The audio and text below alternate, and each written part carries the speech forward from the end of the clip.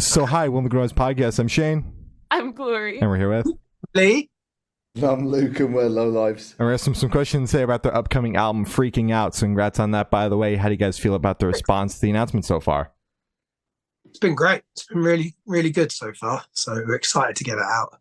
Hell yeah. Finally. Yeah, we've been sat with this record for a minute. We took a little bit of time to figure out the best way for us to put it out, who to partner up with, and so Spine Farm was obviously that partner, and we're stoked to be doing this with them. So yeah, we're glad that it's going to finally see the light of day. Hell yeah. This Hell album rips so hard. It rocks, yeah. Huge shout out to Loser. That was my favorite song off the record, but this was a banger. Yeah, Oh, right. thanks, man. Hell yeah, of course. Right. Oh yeah. So is there any meaning behind the album title or cover art? So that's an interesting topic. I mean, the cover art in particular, because we struggled. Like that was probably the hardest part of making this record, I would say. The cover art, we actually went through, I think in total 3 concepts in the end, until we finally all decided that we absolutely love Reeder's artwork. Michael Reeder's like quite an established artist. I'm not sure if you're familiar with him. His pieces are incredible, and we were kind of trying to figure out what we wanted to do after sort of a few missteps with the art. And finally, Lee was like, I absolutely love Michael Reeder. Maybe we should talk to him because he's got a few pieces that kind of feel like, energy wise, like they're a fit. And I was thinking, there's absolutely no way Michael Reeder's gonna like sign off on letting us use art, license art, right? Mhm. And so Dan from our label ended up reaching out to him and having a conversation. And he was well in, and it turns out, I guess he likes the band too, like he likes the music. So it ended up being a fit, and that was kind of how that came together. And then the band name, we kind of went for a few titles. It was ultimately, we kind of wanted it to be like a reference of one of the songs on the record. And so initially we were kind of toying with the idea of taking the name from the song Getting High on Being Low, because that was kind of a bit of a direct reference for how it had been for a couple of years of trying to figure out how to get this record out, and like uncertainty with the band. There was many low points. There wasn't a lot of like high points for us to kind of attach to, but we just felt it didn't like entirely make sense. And so we went with Freaking Out. It was the first single we put out off the record. We actually released that before we signed with Spine Farm. And so, yeah, I mean, again, I think a lot of making this record was freaking out because it was hard to be, we've had people asking for an album since the band has been around, basically. We got together in 2016, played our first show in 2017. And, one of the main problems has been, we got an album together, we put a single out, an EP on vinyl, we were kind of ramping up, things are great, and then obviously the pandemic hit, and as a lot of other bands, everybody kind of had a really rough time, and a lot of bands were casualties, and I honestly thought at some point maybe we'd probably be a casualty of that, because we had recorded a whole album and drip fed it out as singles during the pandemic, so it was never really an album, right? We didn't have a release partner. And so when we did this album, it was kind of, there wasn't a lot of heat or a lot of things going on for us. And we were just trying to keep creating and hopefully output the music. So that kind of, it was a lot of freaking out for us. Yeah. What? And we had a lot of freaking out recording it too, because we went to England. The pandemic kind of cooled down, and then we're like, oh, let's just go to England. We'll go and record the record. And as we got to England, it ramped up for the whole second wave stuff. Yeah. So we ended up just being basically living in a studio for like 2 weeks, weren't allowed to go outside, weren't allowed to do anything. It turned out it was great because it made the process really nice, because what else is there to do? It was just like, well, we're here to do this. We'll just wake up, eat breakfast, record, go to bed. That's it. So And watch football. Because England got to the final of the Euros, which is super rare. Yeah. So we were watching football matches. Wow. That's amazing. You mentioned that the pandemic, like you guys were afraid you were going to be a casualty of the pandemic, that the wind was kind of knocked out of you by dripping out the record as singles. What kind of kept you guys creative to keep things going and to write this album? Hmm. Because we knew that we just needed to have a complete record, because that record that we had, we were ready to release. We had the track listing, everything ready, and then it was the pandemic happened, so we just released it as singles. I think we just needed to write. It was the only thing we could do in the pandemic was write demos. So it was just write stuff. Me and Luke would bounce it back and forth to each other, find a gap where, you could get outside your bubble, go and meet up with each other, try and record some stuff together and sprint back. Because we live quite a distance away from each other too. I live in California and Luke lives in Arizona. So we still have like a 6-hour, drive between us. So large quarantine bubble. Yeah. Yeah. Cross state lines. Honestly, it was a little bit as well of like going back to basics. When we started this band, like I wasn't doing music. I'd kind of been like, all right, I'm done with music. Like, and Lee was in a sort of intermission phase. He didn't know what he was doing, and we'd started chatting. And when we made the band, we were like, let's just get together. In fact, we didn't even like make the band. We were like, let's just get together and write some songs. And we got in like a rehearsal room as well and played a couple of the tunes. And it was like, this is wicked. But we didn't ever think like, let's make a band, let's go play shows. We were just kind of like, let's create and scratch the creative itch. And so a large part of the early days of this was that. And so I think going into the pandemic, we kind of reverted to that. Because when we first started, we did get like, people were hitting us up like, hey, you're doing a band, like you got to send me songs. We were kind of like, whoa, this is crazy. Like, how do people know we're doing a band? And like, we had a booking agent hit us up and was like, I want first dibs on booking the band. And we were like, we hadn't even finished recording our first song.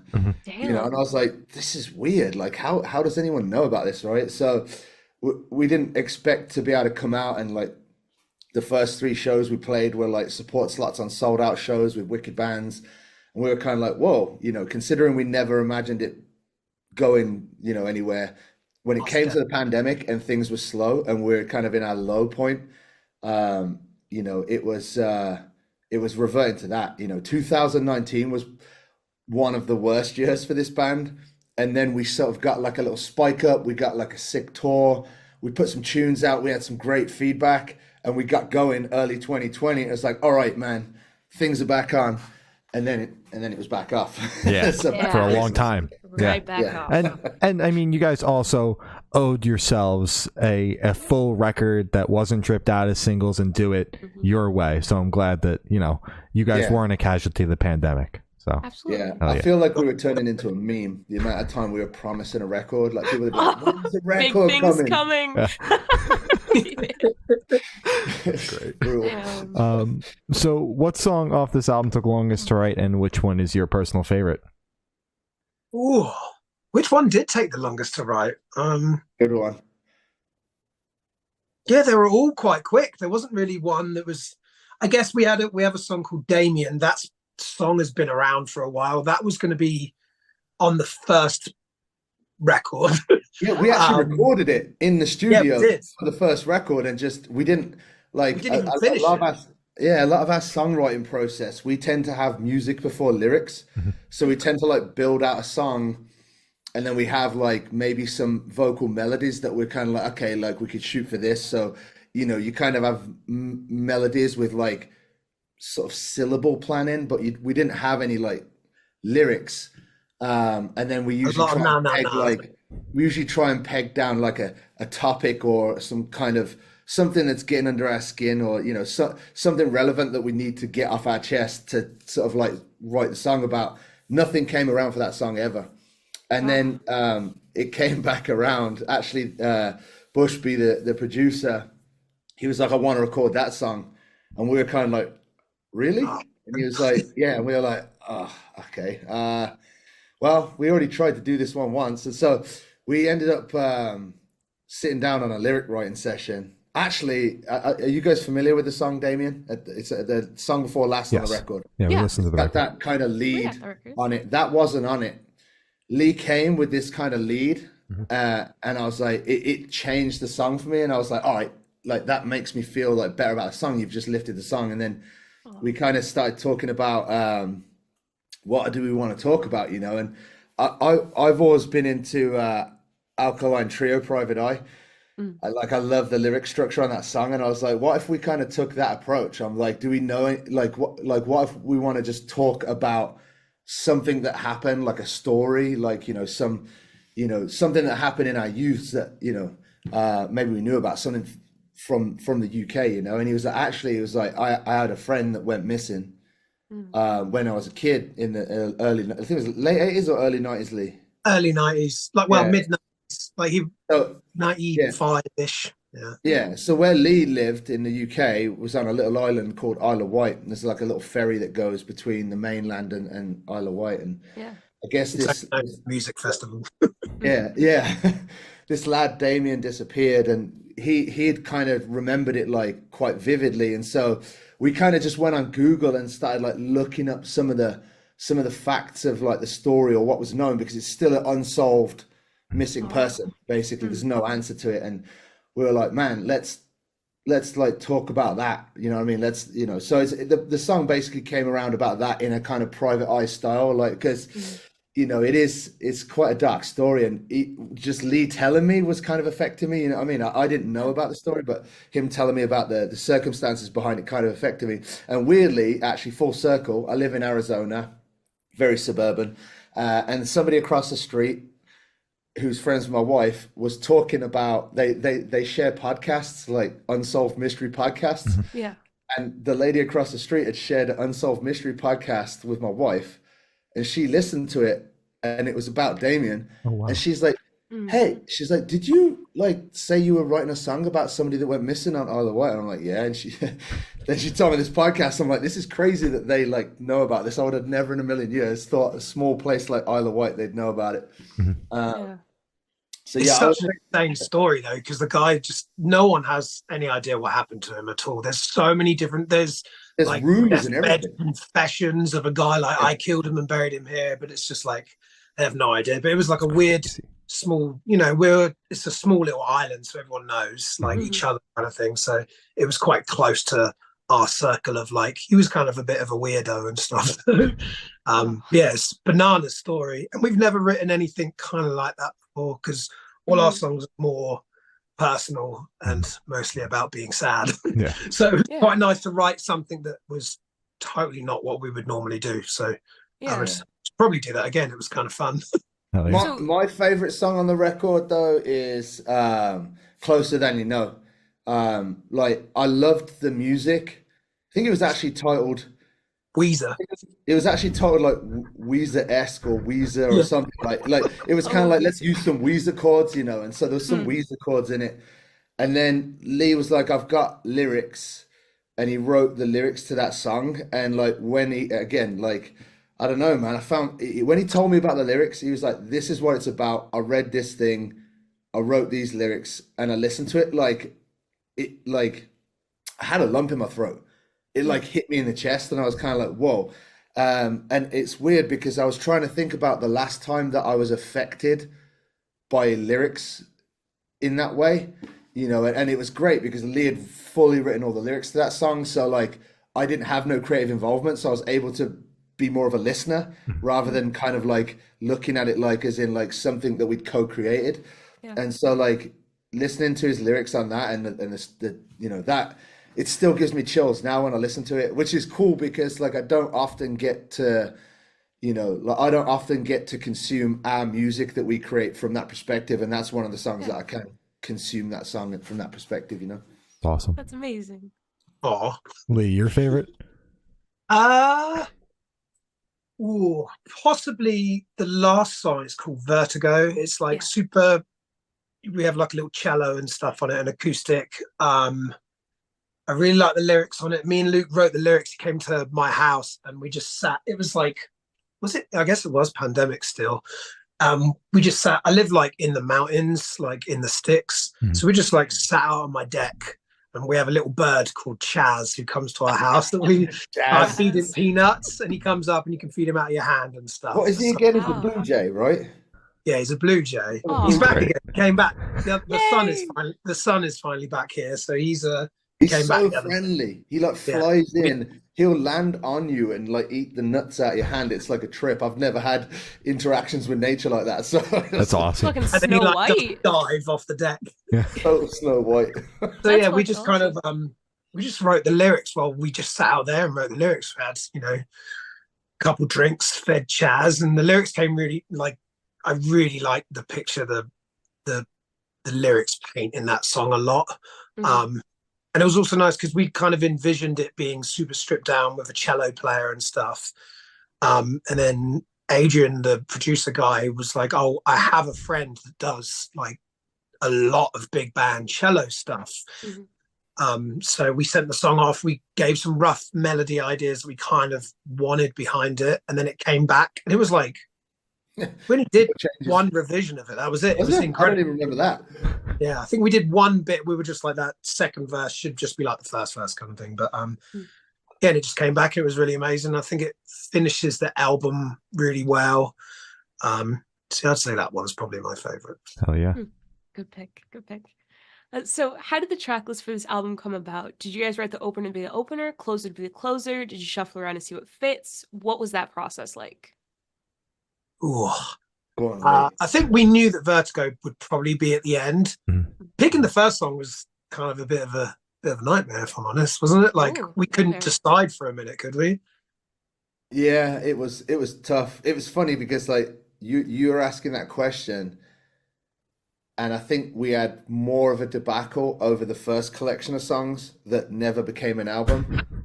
Like, I remember us thoroughly planning that order. Yeah. And you had an order and I had an order, and I was like, man, I really feel this. And you're like, and it was more of a thing for that. And I feel like actually, I don't remember picking the order for this so well. I feel like it fell more into Like, this is the order. Yeah. But I do remember the opening song being like, you know, what are we going to open with? I think we were toying with one of the fast. It's like I feel like the faster songs are later in the record as well. Like Freaking Out is fast, but it was like we knew it was going to be the first single, so we were like, maybe that needs to be third. I think Lee's right, actually, to be honest with you. I think the only thing that I recall was that we were like, Vertigo's definitely going to close the album. We had that, you know. Gotcha. Makes sense. But yeah, I think we just decided on Freaking Out. Like, should we just put Freaking Out first? Okay, cool. And that was it. All right. Quick and painless. It was way less contentious than the album that doesn't exist. Yeah. Damn. That's Why? good. Do you know why at all? Was it kind of like you had pressure because of that being one of the firsts, or was it just like, fuck it, just toss it out there? We want an album out. The first non-record, is that what you mean? Yeah, the first non-record. So I have dreams of one day that being like, hey, we're gonna do a vinyl run of this, right? And like, hey, we'll re-release it with the track order that we wanted. Yeah. I think it was because it was our first offering at the time, right? Like there was definitely, I think, like early on, you know, obviously like me and Lee had knew each other for a bit, but you're still figuring out each other's work style and stuff. And so, you know, like I think it was just about making an impact because it was going to be the first offering. We'd done an EP and a vinyl of the EP, and some of those songs were going to feature on the album, but it was like, yeah, it just felt like there was a struggle to decide, and it wasn't like bad, or you know, it just, there was just two different versions of the record. There was like the version that I had lined up in the Dropbox in my folder, and the plain order that Lee had in his folder, and neither of us were listening to each other's play. It's weird though, because there is a guy, because all the songs that were supposed to be on the record are out, because we did A's and B's kind of thing. So there is like a guy that made what he thinks the album order should be on Spotify, and he's done it, but he's even done like crazy artwork and the lyrics written out and everything. It's nuts. Wow. So we might just steal his. I love stuff like that though. Why Like not? I'd almost arguably say if we were going to put that out, I could arguably go and say, like, you know, anybody that's into our band that knows the first collection of singles or releases or whatever, you know, put them in your dream running order, you know, just see what people are doing, you know what I mean? Yeah, I think it would make your kind own of be a album. cool thing. Absolutely, yeah. So where was your headspace at while you guys were writing this album? Mine was in the toilet. I was grieving, because Mine like I too. said, we were trying to see a path through. Mm. Like, because we're a baby band, like I felt like we'd gotten momentum a couple times, and then like the momentum would stop because of some reason, right? Like, and the last time that happened was the pandemic, you know. And interestingly, actually, we did get some momentum with the releases in the pandemic because our streams were really good. I think people were hungry for content, right? So, Yeah. you know, no one knew, but that helped. But I just remember being like starting when we started this, thinking that like, man, anything's possible, and being relaxed. And then my personal space shifted to sort of you know, like, I don't know if it's possible to be in a band, right? Like I don't like, by that perspective, I don't mean like everything else in my personal life. I just mean like, if I'm gonna be in a band, I don't want to be in a band that plays like one show a year, you know, and puts out an album on their own on Spotify, and you know, and we'll self-release, but just like, you want to be able to like play some shows, you want to be able to feel that like the music has been received. And like, for a minute, I was kind of like, I don't know if it's possible. I don't know if we're gonna be able to play shows coming out of the pandemic when all the rebooks started happening. So like all the tours that had gone away, all the rebooks took all the venues. So there's absolutely no chance of getting like, you know, support slots were already booked. Yeah. There's no way to get out there, right? And then after the rebooks, all the other bigger tours had like prepared. So there was a period of time where we were just like, we're never going out on the road. Yeah. So Yeah, pretty much. that was me anyway. Yeah, me too. We just sat in panic of what the hell are we going to do. We just sat writing sad songs, basically. Yeah. And that is what I guess became the record. Hell There yeah. you go. We're actually like, I would say about halfway through writing the next record. And this one hasn't even come out, but that's what happens when it takes 2 years to put something out. Yeah. We're halfway through writing the new record, and it definitely feels a little bit more uplifted. Good. That's good. Would you say? There's, I mean, there's a bit more purpose now. I feel like Yeah. even our upbeat songs still have like a little bit of a sting to them. Like we're never gonna write like a happy sunshine song. I just don't feel like that's our style of band. There's always going to be some snarkiness or grit, you know, to it. And I've often thought about that. Like all the happy songs get played on radio, right? So that's probably written us off for that. But yeah, it is interesting that you guys say that, because it just made me think like, what are the new songs feel like overall? And Lee was at my house actually all weekend. He came out here, and we actually just wrote the fastest song we've ever written. We wrote a 180 BPM song. Damn. So it's definitely a little bit more upbeat energy, I'd say, on the tunes that are coming. So it's an interesting juxtaposition. Yeah, well, but I think that shows where you guys are at now versus where you guys were at when you're writing this record, you know? Yeah. So, hell yeah. Hell yeah. So this one should be super, super quick off the top of your heads. I want you guys to describe this album for new listeners in 3 words. 3 words each, 6 total, no more, no less. Sad, miserable, melancholic. Okay, All yeah. right. Yeah. Smash head off. Oh. Okay. Damn, that's an image. Yeah. But, all right. All right. Hell yeah. Hell yeah. So can you guys talk about any particularly challenging or standout moments from the creation of this album, positive or negative? I feel like we've spoken about a lot, but if there's anything we haven't covered in the process. Mixing it was difficult. Disaster. You know, we got an initial batch of mixes, and it just didn't sit right, you know. And so I think my two most difficult points of like trying to get this record out personally was the mix process. It took a long time to get to where it's at now, and we had, you know, you start to question your own like sanity and taste. You're like, am I like tripping when it's up against someone else's creative opinion, you know? So that was kind of like difficult, and that was external, you know, working with a mixer, and you know, it being external, sort of like, this is how it should sound, and it's not right, like, and you know, that was difficult. And then I think like the trying to find the partner for this, like, just we spent a lot of money out of our own pockets to record the album. Obviously, we recorded the album and did all this out of our own pocket before we had a deal, right? We were just like, let's just do the album and then let's just shop it around. Excuse me. And so I think in that period of like trying to get a deal and also trying to stay active, like, you know, we actually, if you're familiar with any of the releases, the song Misery and the B-side, It Makes Me Sick, we recorded that after we recorded the album. Yeah. And put it out as a stopgap to be like, all right, cool, we're going to have the album at the end of the year, so let's put this out. I think we put it out in March, and then we'll put the album out at the end of the year.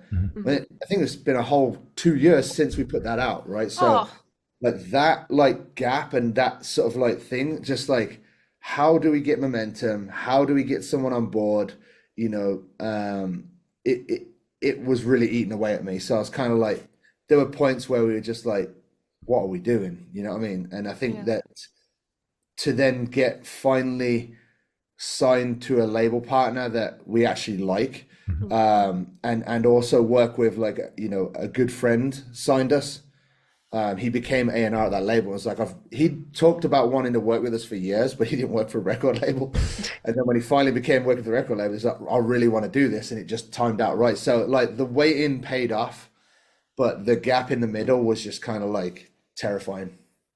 Yeah. Especially because we kind of got dicked around a little bit, because in the middle we had another deal ready to go. Because when we had interest initially from Spine Farm, it kind of went away for a minute, and then we had this other deal lined up, and that was like ready to go, and then everything just fell out at, when was that, like last Christmas?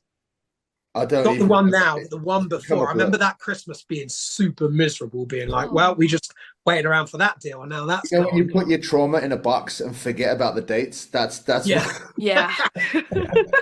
But then like we literally got an email like 2 weeks after Christmas from Dan of just like, I've finally sorted out this thing to be the A&R guy here. Let's get it going. We were just like, oh my God, yes, thank God. That's fucking awesome. Everything worked out. Yeah. Yeah, it worked out great, because that would have been our first choice anyway. Yeah. So it worked out really. That's good. Good. So for this question, I want you to picture you guys are on tour. You're at a gas station for a rest stop. You're going in. What is your snack of choice? Now, are we in a gas station, England or America? I would like to hear both. Yeah. All right. England would be Greg's sausage roll, if there's a Greg in that service station. Okay. An orange Lucasade. That's my English too. Have you, real quick, have you ever heard of either of those snacks? The sausage roll, yes. We've heard of that. I've heard of Lucasade, but only because of a song that was called that. I don't know what it is. Oh, really? Though. Oh, that's awesome. We're going to have to Google that. Yeah. Lucasade is like, it's not really an energy. I guess it is an energy. It's the UK equivalent of Gatorade. I was going to say. Gatorade, yeah. But it's fizzy. Oh. Yeah, it's like if you're in hospital sick, for some reason they bring you Lucasade. Yeah. Like it's a tradition to bring you Lucasade if you're sick in hospital. I don't know. They used to give you like Lucasade tablets too. They were like these melty tablets that were just like make kids freak out. It was very strange. I think possibly I have your guys' email and the information. I'll probably send you a couple links afterwards. So Please do. Please do. Lee, what's your American snacks? American. Ooh. What's that? There's oh my God, what's the name of it? The Reese's Reese's like Pieces cups. But the new bar that they released but then they only seem to come in king size. They're massive, so they're like 1,000 calories. That sounds right. Reese's Fast Break. Oh yeah. Holy shit. Well worth all 1,000 calories. All 1,000. Yeah. Those and yellow Gatorade, bit of yellow. We're a Gatorade band when we tour, that's for sure. All right. Damn right. All right. Need those electrolytes. Yeah. 100%.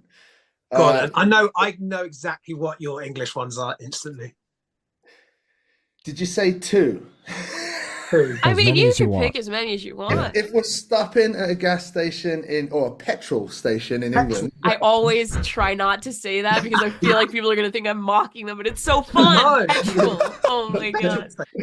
So if I'm stopping at a petrol station in the UK, traditionally they have, and America doesn't do this.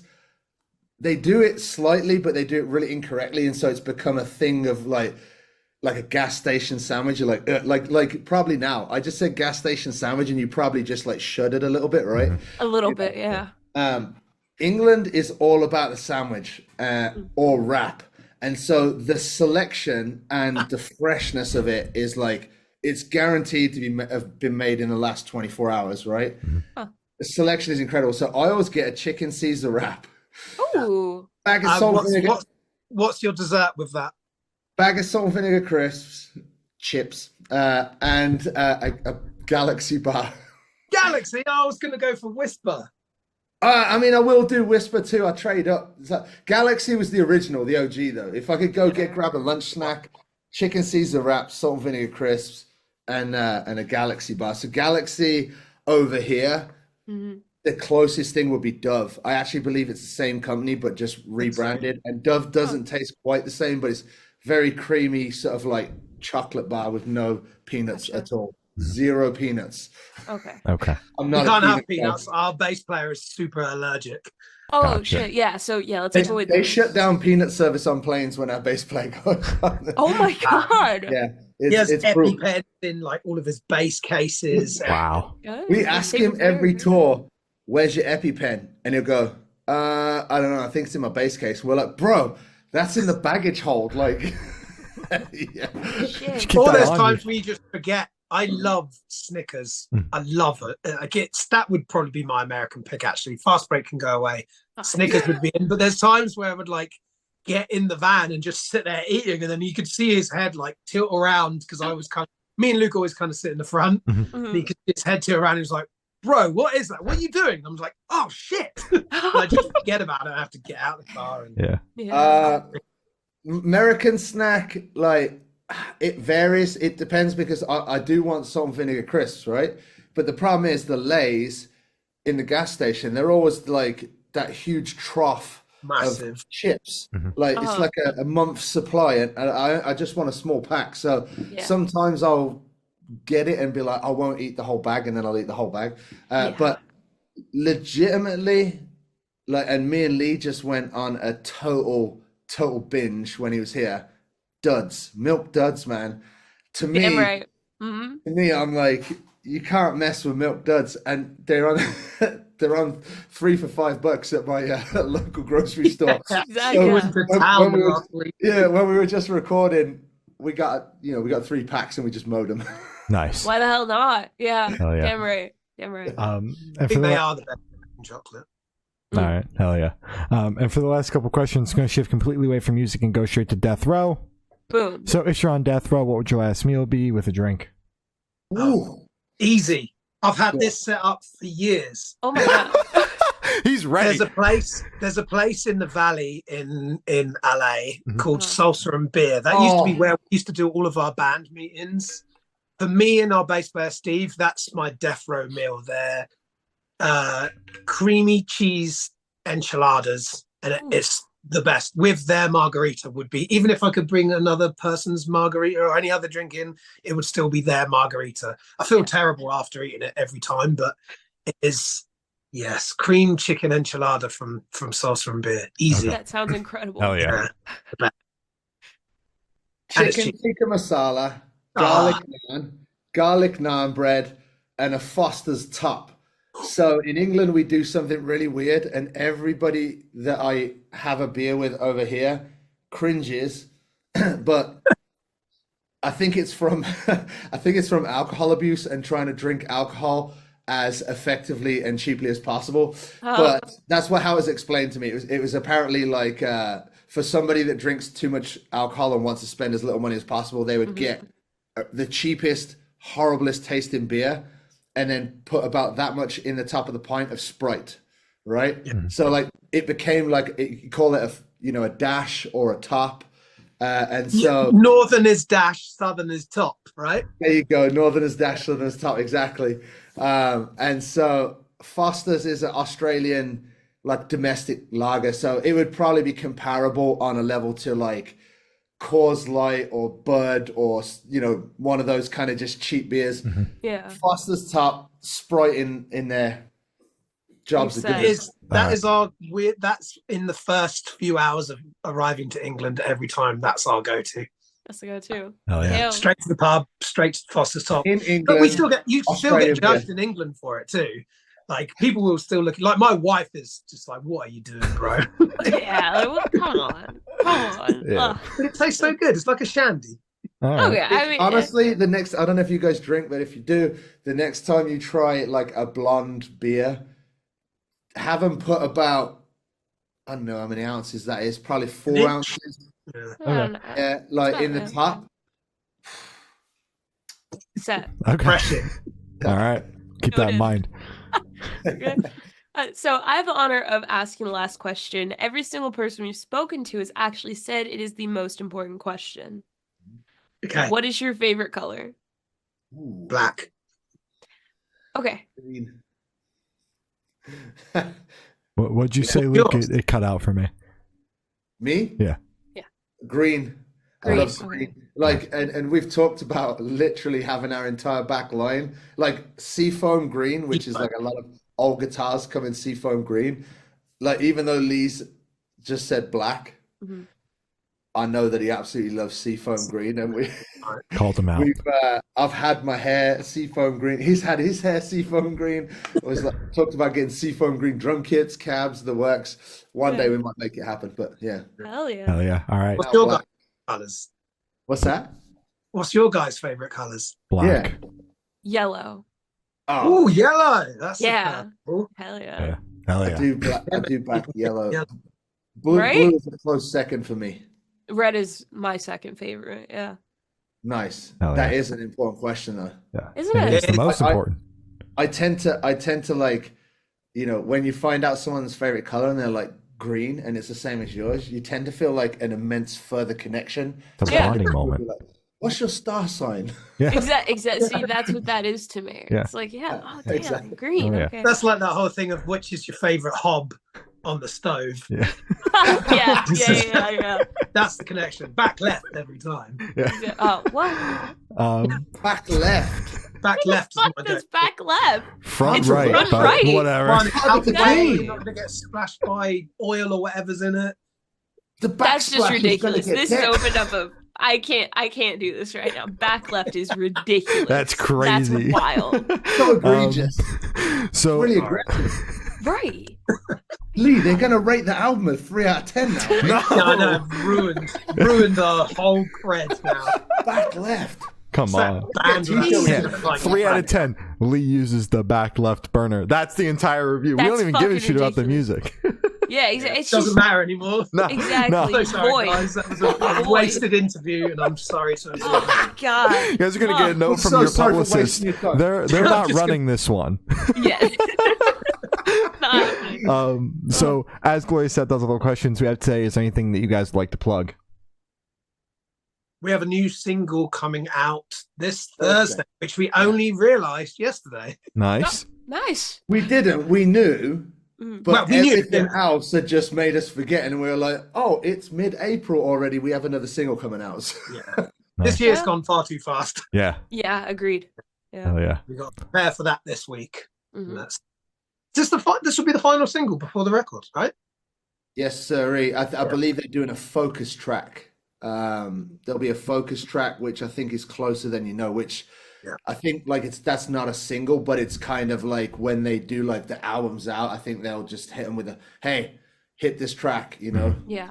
That's the one push to playlisting, all that fun shit. Yeah, exactly. Hell yeah.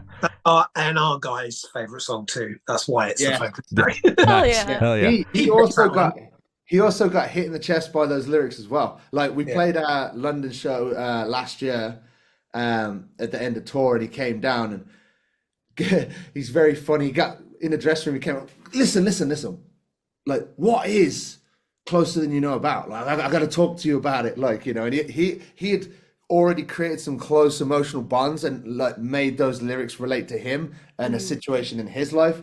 And I think as a, you know, I didn't write those lyrics, but I think as a songwriter, that's probably one of the highest honors you can get when somebody is able to interpret the story Mm-hmm. that you've set out, and then they apply, or it's relatable, and they're able to think of a story, and then apply that to them. It becomes their song. You know what I mean? Yeah, absolutely. So I think that was massive for It's us. wonderful. Absolutely. That's awesome.